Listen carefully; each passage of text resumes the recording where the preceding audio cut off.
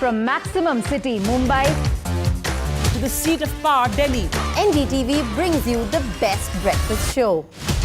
breakfast news on NDTV, 8 a.m. every day.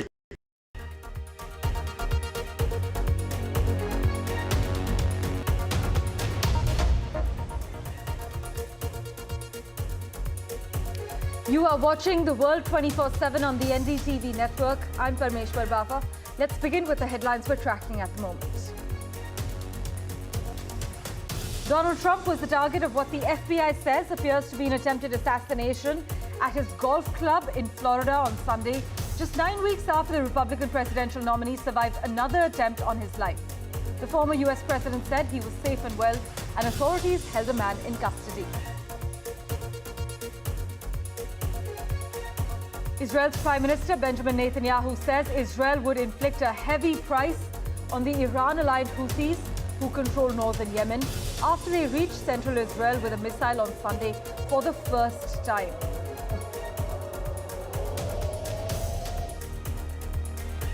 US President Joe Biden has brushed off Russian leader Vladimir Putin's threat regarding a war against the West if Ukraine's allies allowed it to use weapons deeper inside Russia.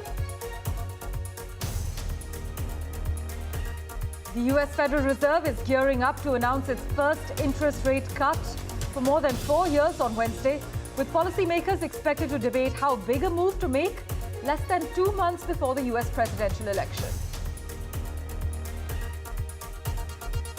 One person has drowned in Poland and an Austrian fireman has died responding to floods as Storm Boris lashed Central and Eastern Europe with torrential rains. The deaths bring the overall toll from the storm to 7, with thousands evacuated across the continent. Typhoon Bibinka has made landfall in Shanghai, China's finance center. Seaports were closed and more than 600 flights have been cancelled. Described as a potentially once-in-a-century storm, Bibinka comes on the heels of the devastating Typhoon Houthi.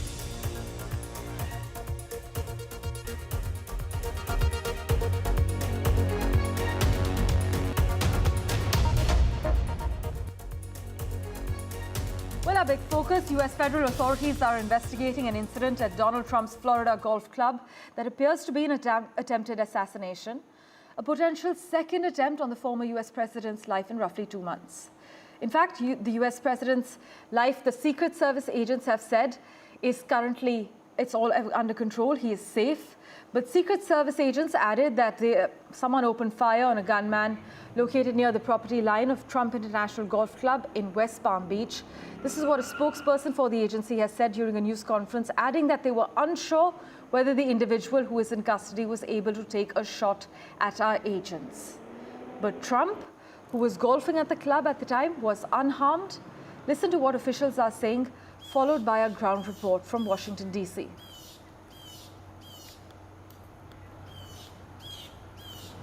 In a statement, the FBI says it has responded to West Palm Beach, Florida, and is investigating what appears to be an attempted assassination of former President Trump. At a press conference, the US Secret Service said the former president is safe and unharmed. The incident occurred before 2 p.m. on Sunday when shots were fired near where Donald Trump was playing golf at the Trump International Golf Course. Palm Beach County Sheriff said a Secret Service agent who was on the course 1 hole ahead of the former president spotted a rifle barrel in the bushes. Agents opened fire and an individual took off. The sheriff said an AK-47 style rifle with a scope was found in the bushes along with 2 backpacks and a GoPro, and that these are currently being processed. A potential suspect was chased down and is now in custody. In a statement, Donald Trump said, "There were gunshots in my vicinity, but before rumours start spiralling out of control, I wanted you to hear this first. I am safe and well." The White House said the president and vice president have been briefed about the security incident and they're relieved to know that Donald Trump is safe. They will be kept regularly updated by their team. Vice President Kamala Harris also wrote on X, "Violence has no place in America." This is the second investigation into an attempted assassination of Mr. Trump. In July, a gunman shot at him during a rally in Pennsylvania, injuring his ear. Jagruti Dave, NDTV, Washington. Well, you got to understand the golf course is surrounded by shrubbery. So when somebody gets into the shrubbery, they're pretty much out of sight. All right? And at this level that he is at right now, he's not the sitting president. If he was, we would have had this entire golf course around it. But because he's not, the security is limited to the areas that the Secret Service deems possible. Well, in other crucial news, Israel has been left on high alert after a ballistic missile fired from more than 1,000 miles away in Yemen reached the center of the country for the first time. People were seen rushing to shelters as air raid sirens were sounded in the central regions of the country at around 6:30 a.m. local time on Sunday, including at Israel's main airport. But Israeli officials said parts of the missile fell in an unpopulated open area about 7 kilometers from their airport, and that no injuries had been reported so far.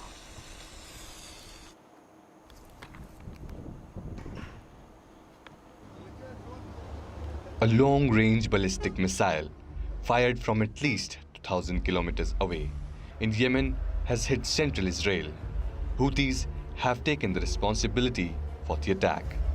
After the incident, firefighters were putting out a brush fire near the city of Lod and saw broken glass at a train station in Modin. Both areas are southeast of Tel Aviv, Israel's commercial hub. Israel's Prime Minister Benjamin Netanyahu has warned Yemen's Houthi face a heavy price. אנחנו במערכה רב-זירתית מול ציר הרשע של איראן שחותר להשמדתנו. Yemen's Houthis have been launching attacks against Israel and its perceived interest in what they say is solidarity with Palestinians during the war between Israel and Hamas in Gaza Strip.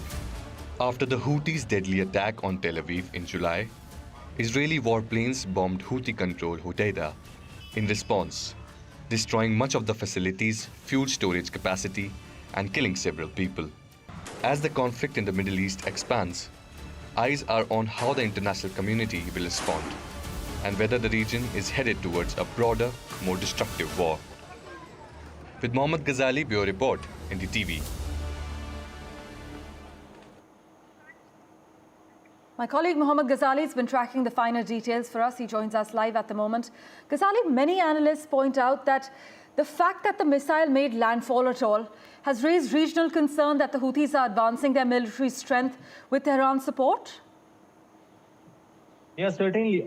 You see what happened in July when one person was killed, a drone managed to penetrate into Israel's air defense system. And even yesterday, when this ballistic missile was launched from Yemen, initially there has been no such comment whether the Iron Dome arrow system of Israel's defense system managed to sort of strike it down or not. But some sources in the Israeli army were quoted saying that perhaps it managed to strike it down, and that is why some part of this ballistic missile fell in an open area. One of the parts hit a bridge area and also a railway station, a metro railway station called in the area called Modi'in.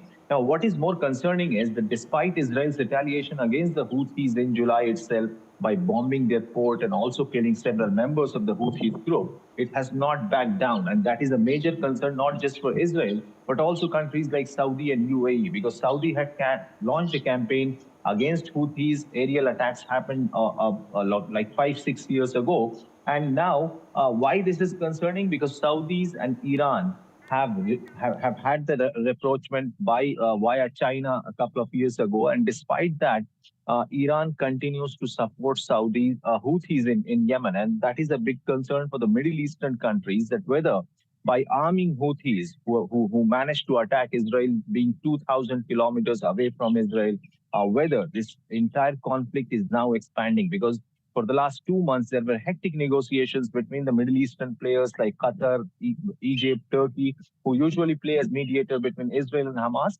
But there has been no breakthrough as far as ceasefire is concerned. And Houthis who keep attacking Israel, who are attacking the Red Sea route, who have impacted the entire maritime security in that region, now continue to attack Israel. And Israel doesn't have any other option rather than retaliating or accepting a ceasefire proposal being floated by US and other Middle Eastern players. So whether the air defense system managed to sort of strike down this ballistic missile completely, that fact is not shared yet by the Israeli army. And whether the Houthis will continue to attack into Israel the way they did yesterday. So that is also a bigger concern for Israel, because Israel, as analysts say, that they can't afford to have a multi-front war, be it on the Lebanon side on their border, or with the Houthis, or with Hamas, which is ongoing for the last 1 year almost. Also, Ghazali, the Houthis announced that they used a new hypersonic ballistic missile that traveled over 2,000 kilometers in just 11 and a half minutes. What do we know about this new technology? See, as we know that Houthis are only getting support from Iran, but Iran and Yemen don't share borders. So perhaps what we are being told that perhaps via Iraq and all, Iran continues to supply these missiles, these weapons to Houthis. Iran faces sanctions. There is a global outrage from the West as we see a growing bonhomie between Russia and Iran, that Iran has been sending missiles and Iran has been sending drones to Russia. And the same has been supplied to Houthis as well, because Houthis don't have a facility where they can develop these kind of missiles or these kind of projectiles. Though they claim yesterday, while claiming responsibility with this attack, they even said that there are more surprises for Israel and will continue to launch similar ballistic missiles towards Israel. But the larger point is that how a small nation, which is blocked by its hostile neighbors like UAE, like Saudi, who are not providing them any aid in terms of arms and ammunition, how do they manage to receive such large and technologically superior kind of weapons, and from where? It is certainly Iran, because Iran continues to support them. Iran exports arms towards Syria, towards Lebanon, to all its proxy militias, and this is one of its team in the Middle East, in the Yemen area, where these are controlling since 2014. So despite all the military action, what Israel did last month, a couple of months ago in July, or what Saudis and their joint forces with the Western powers have been trying to control Houthis, has certainly failed. And Houthis have time and again shown that they will continue with this attack until Israel accepts the peace plan, until accepts the ceasefire plan, which is being shared by the US. Until then, perhaps the situation will remain critical. And all these sanctions on Russia or even Iran has certainly not worked when it comes, or it has not proven detrimental when it comes to stopping these proxy militias from using weapons or launching attacks on Israel. Absolutely. As always, Ghazali, thank you so much for joining us with the latest details and also contextualizing the story for us. It's important to note that this attack might escalate the situation further, as Ghazali is reporting. In fact, the Israeli Prime Minister, Mr. Netanyahu, his promise to make the Houthis pay a heavy price suggests that Israel could take substantial retaliatory actions which might increase regional tensions. We'll, of course, keep a close eye on the developments in the coming days. With that, let's get you an update from Europe at the moment. Since Thursday last week, swaths of Austria, the Czech Republic, Hungary, Romania and Slovakia have been hit by high winds and unusually heavy rainfall. In fact, the rains have flooded streets and submerged entire neighborhoods in some places, while shutting down public transport and electricity in others. What we can tell you at the moment is one person has drowned in Poland, an Austrian fireman has died responding to floods, as Storm Boris lashed Central and Eastern Europe with torrential rains, as you can see on your screens. The deaths bring the overall toll from the storm to 7, with thousands evacuated across the continent.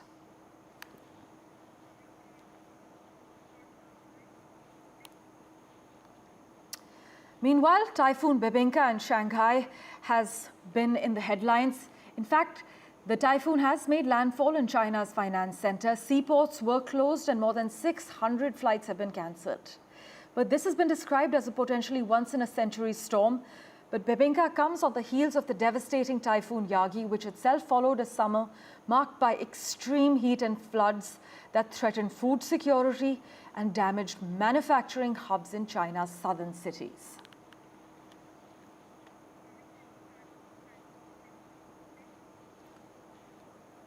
Staying with news from China, well, China's state media said the drills named Northern Interaction 2024 have been wrapped up, but they aim to deepen strategic cooperation between the two countries, which is Japan and China, Russia and China, and strengthen their ability to respond to security threats. In fact, 6 days of joint military drills between China and Russia have ended in the Sea of Japan.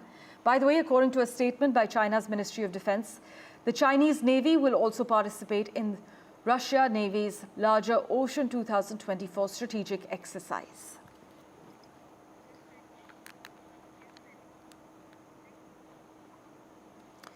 Let's switch tracks now. Well, the US Federal Reserve is poised to announce its first interest rate cut in more than 4 years on Wednesday. Senior officials at the US Central Bank, including the Fed Chair Jerome Powell, have in recent weeks indicated that a rate cut is coming this month as inflation eases towards the bank's long-term target of 2% and the labor market continues to cool. But the Fed, which has a dual mandate from Congress to act independently to ensure both stable prices and maximum sustainable employment, has repeatedly stressed it will make its decision on rate cuts based solely on the economic data. But a cut on Wednesday could still cause a headache for Powell, many analysts warn. Well, for further clarity, let's go across to principal economist at HDFC Bank, Sakshi Gupta, who's also a macroeconomic analyst. Thanks so much, Sakshi, for making time for us. Now, as things stand, US policymakers essentially are left with a choice of making a small 25 basis point cut to ease into things, or a more aggressive cut of 50 basis points, which would be helpful for the labor market. But many say it could also risk reigniting inflation. Good morning. So thank you for having me on the show. You are absolutely right. I think at this point, the debate really is whether the US Fed is going to cut rates by 25 basis points or whether they are going to look at a much larger cut of 50. My sense is that given the inflation data that has been coming out of the US, which continues to show that price pressures are moderating, and I think combined with the fact that, economic activity has been slowing down, but we are not seeing any red flags on the growth front. So there is really, no compelling case at the moment for the Fed to get too aggressive in terms of the quantum of rate cuts that it's going to deliver. So my sense would be that they are going to start this cycle gentle and slow, start with a 25 basis rate cut this week. I think what will also be important is to look at what they say about the coming months for the US policy. So how do they view growth? How do they view inflation? And what really is their forecast in terms of how many rate cuts they're going to do in this, in this rate cut cycle over the next 1 or 2 years. I think that, things are still very, very uncertain in terms of the data in the US, and things have been very, very volatile when we look at from 1 month to the other. So at this stage, I think it will be too premature for the Fed to go all out and deliver a very large rate cut.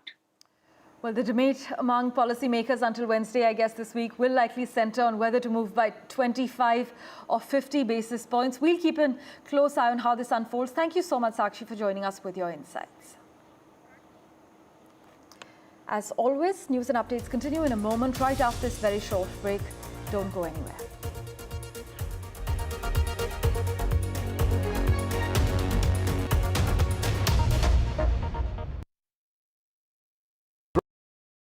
I've been reporting on all issues, big and small, from Bengal in all its vivid colors.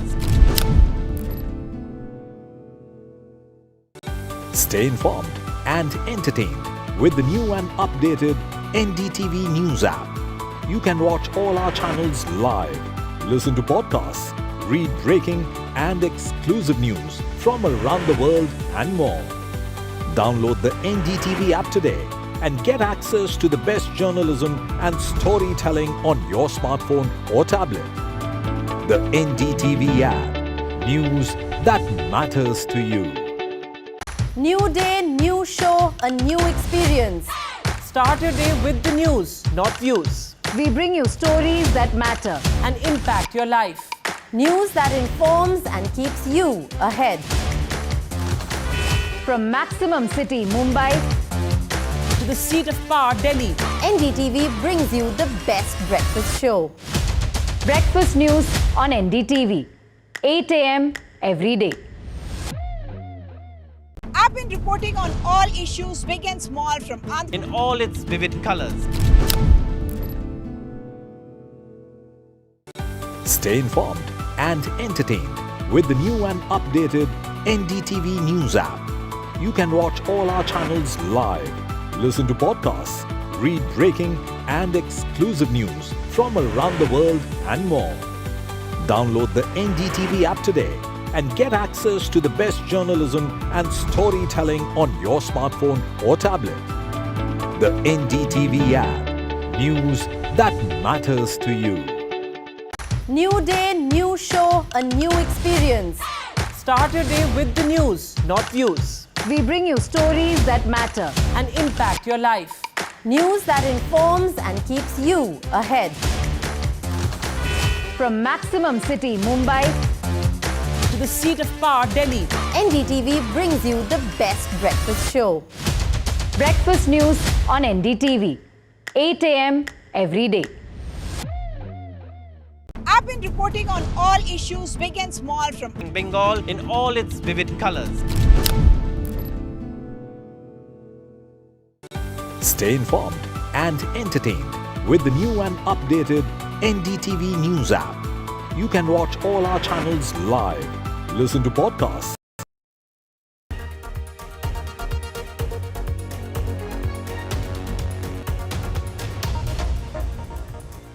Welcome back. US President Joe Biden has brushed off Russian leader Vladimir Putin's threat regarding a war against the West if Ukraine's allies allowed it to use weapons deeper inside Russia. Why is this significant? Well, it's a shift that Kyiv has pleaded for, but does not appear likely to be announced following a meeting between Biden and the UK Prime Minister Keir Starmer on Friday. Ukraine, though, was a key topic for Joe Biden and the British Prime Minister following last week's visit to Kyiv by their top diplomats, who actually came under fresh pressure to loosen weapons restrictions. But so far, the United States has allowed Ukraine to use American-provided weapons only in a limited area inside Russia's border with Ukraine. And finally, the 76th Primetime Emmy Awards. The historical drama series Shogun leads this year's nominations with an impressive 25 nods. Meanwhile, the acclaimed psychological comedy drama The Bear, which has been a dominant force since its debut in 2022, has earned 23 nominations and already bagged 3 awards in major categories, including lead actor in a comedy series.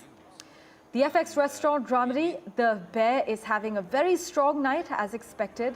It's just picked up another Emmy, in fact, this time recognizing Christopher Storer for Best Directing in a Comedy Series.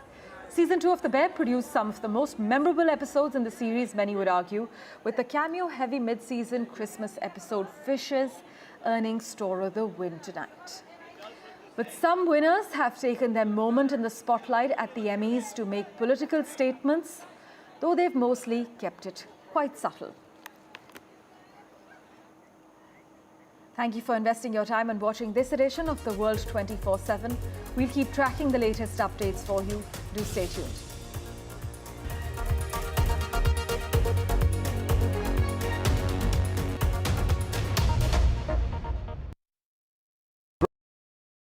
New day, new show, a new experience. Start your day with the news, not views. We bring you stories that matter And impact your life. News that informs and keeps you ahead. from Maximum City, Mumbai, To the seat of power, Delhi. NDTV brings you the best breakfast show. breakfast news on NDTV, 8 a.m. every day. I've been reporting on all issues, big and small, Covering Bengal in all its vivid colors. Stay informed and entertained with the new and updated NDTV News app. You can watch all our channels live, listen to podcasts, read breaking and exclusive news from around the world and more. Download the NDTV app today and get access to the best journalism and storytelling on your smartphone or tablet. The NDTV app. News that matters to you. New day, new show, a new experience. Start your day with the news, not views. We bring you stories that matter And impact your life. News that informs and keeps you ahead. from Maximum City, Mumbai, To the seat of power, Delhi. NDTV brings you the best breakfast show. breakfast news on NDTV, 8 a.m.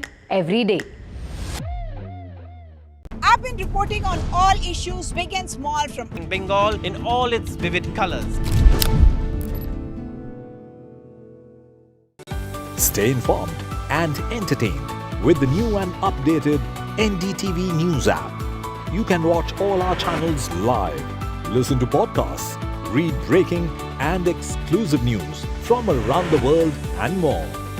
Download the NDTV app today and get access to the best journalism and storytelling on your smartphone or tablet. The NDTV app. News that matters to you. New day, new show, a new experience. Start your day with the news, not views. We bring you stories that matter And impact your life. News that informs and keeps you ahead. from Maximum City, Mumbai, To the seat of power, Delhi. NDTV brings you the best breakfast show. breakfast news on NDTV, 8 a.m. every day. I've been reporting on all issues, big and small, from Andhra Pradesh. All in all its vivid colors. Stay informed and entertained.